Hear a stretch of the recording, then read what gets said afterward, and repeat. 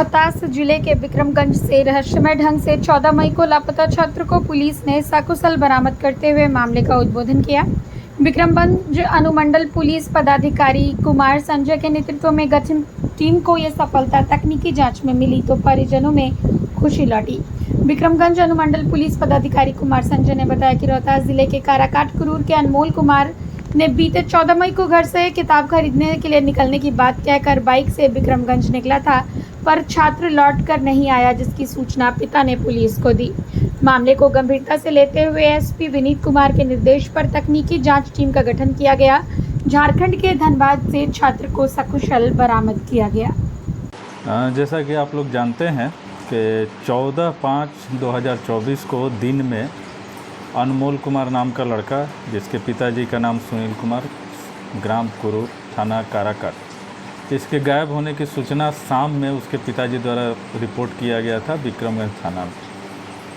तो इस मामले को काफ़ी गंभीरता से लिया गया पुलिस के द्वारा। उनके पिताजी द्वारा बताया गया कि अनमोल कुमार काफ़ी पढ़ाई में तेज़ तर्रार बच्चा है, मेधावी बच्चा है और उसका IIT मेंस में JEE मेंस में बहुत अच्छा रिजल्ट आया है और वो एडवांस की तैयारी के लिए किताब खरीदने के लिए गया हुआ था विक्रमगंज, और वहाँ उसकी बाइक, हेलमेट और मोबाइल फ़ोन तीनों काव नदी के पुल के पास मिले। बाइक का हैंडल लॉक था और चाबी वहीं बगल में रखा हुआ था।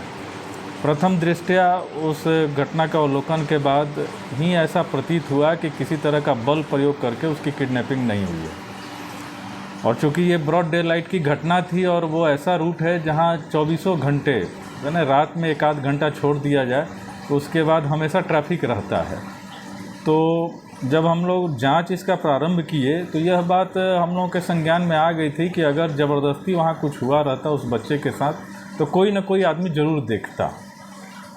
लेकिन खैर बच्चा गुम हुआ था तो उसको खोजना हम लोगों का कार्य था। हम लोगों की टीम, लोकल पुलिस की टीम और DIU की टीम उस पर लग गई। हम लोग काम करने लगे। शाम को पता चला कि उस लड़के के आधार कार्ड के आधार पर 10,000 रुपये की निकासी सासाराम से की गई है। उसको हम लोग ट्रेस करने लगे। फिर हम लोग को पता चला कि वो लड़का वहाँ से हट गया है, सासाराम से हट गया है, और उसके पास जो फ़ोन था वो भी यहीं छोड़कर वो गया था। कुछ दिनों बाद जब वैज्ञानिक तरीके से जांच शुरू हुआ तो पता चला कि उसके आधार नंबर पर एक और नया सिम लिया गया। जब उसका वैज्ञानिक विश्लेषण किया गया, यह पाया गया कि उसका लोकेशन धनबाद है। तो धनबाद लगातार उसका लोकेशन मिलने के बाद पुलिस की एक टीम बनाकर यहाँ से 27/5/2024 को भेजी गई, जहाँ धनबाद से उसको रिकवर किया गया, और 28 को लेकर यहाँ रोहतास विक्रमगंज लोग आए। फिर न्यायालय में उसको प्रस्तुत किया गया। न्यायालय में उसने अपना बयान दिया, जिसमें उसके द्वारा बताया गया कि उसका JEE मेंस में अच्छा नंबर नहीं आया था, बहुत बुरा नंबर था, लेकिन उसने गांव में और घर में बता दिया कि मेरा बहुत अच्छा 97 पॉइंट कुछ % नंबर आया है और मेरा बहुत अच्छे कॉलेज में सिलेक्शन हो जाएगा। और घरेलू दबाव भी रहता था उस बच्चे पर अच्छा परफॉर्मेंस के लिए, और इसलिए वो झूठ तो बोल दिया था एक बार। और 27 या 28 तारीख को फिर JEE एडवांस का परीक्षा होना था। उसको डर सता रहा था कि अब मेरा एडमिट कार्ड नहीं आएगा तो घर वाले या समाज वाले तरह तरह की बात करेंगे। दूसरा, उसने झूठ बोला था अपने घर वालों से। इस लोक लाज से भी उसको आत्मग्लानि जैसा हो रहा था और इसी कारण वो यहाँ से भाग गया था। तो 28 को उसको बरामद करके उसके घर वालों को सौंप दिया गया। नट सेल में कहानी यही थी कि वो खुद से भागा था, उसकी कोई किडनैपिंग नहीं हुई थी, और उसके परिजन सारी बातों को जान नहीं रहे थे या जानते हुए बता नहीं रहे थे।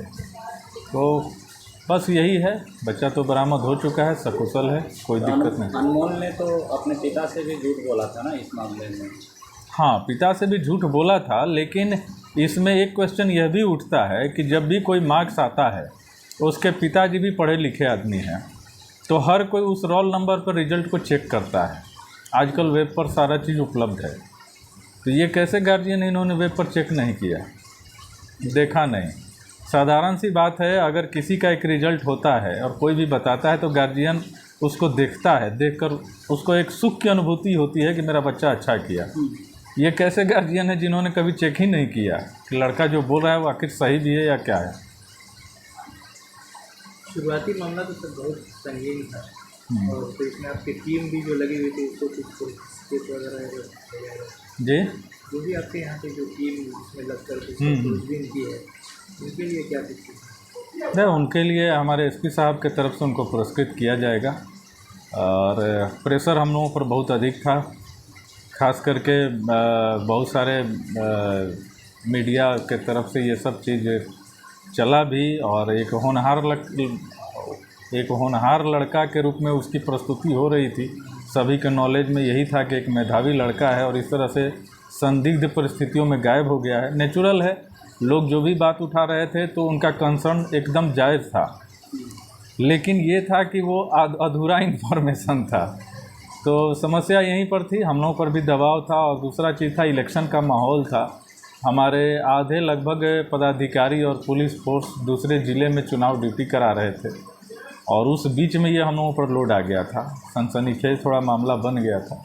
लेकिन खैर, जैसा कि आप लोग को विदित है, 1/6 को हम लोग के यहाँ चुनाव था, लेकिन उस बीच में ही समय निकालकर रातों रात हम लोगों ने टीम भेजा, जाके धनबाद से बरामद करके लाए। हालांकि उसके बाद उनके गार्जियन की तरफ से कोई थैंक्स वगैरह आज तक हम लोगों को मिला नहीं है। मीडिया की तरफ से आप मतलब जो भी पुलिस है इसमें लगे हुए थे, खास करके सर आपको तो बहुत धन्यवाद कि इस तरह का जो भी है उसको त्वरित कार्रवाई करके किया। Thank you.